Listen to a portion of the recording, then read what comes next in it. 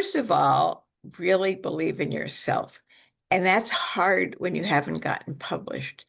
But here's a little anecdote that I can share. So my first book won the Associated Writing and Writing Programs Award in creative nonfiction back in, I think it was 1998, something like that.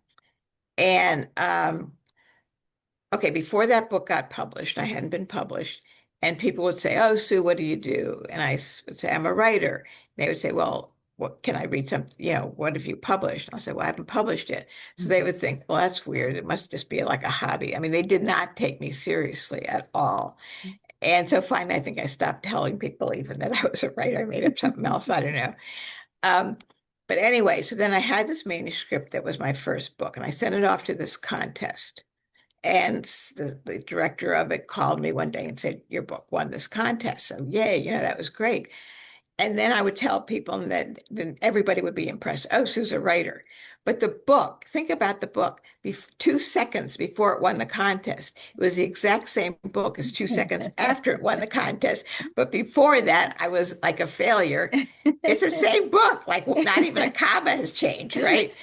And so, but all the time, and I wrote for probably about 10 years before I got that first book published. So you really have to be committed and believe in yourself and not be swayed by other people's judgment of you.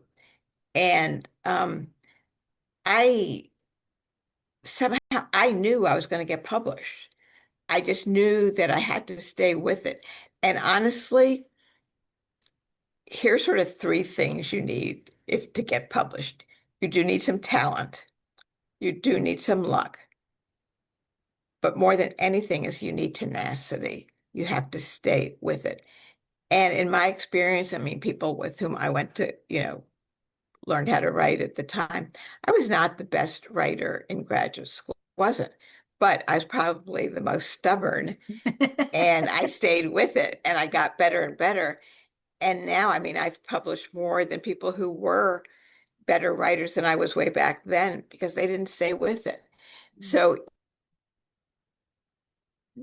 take some writing classes, some luck, but just don't give up.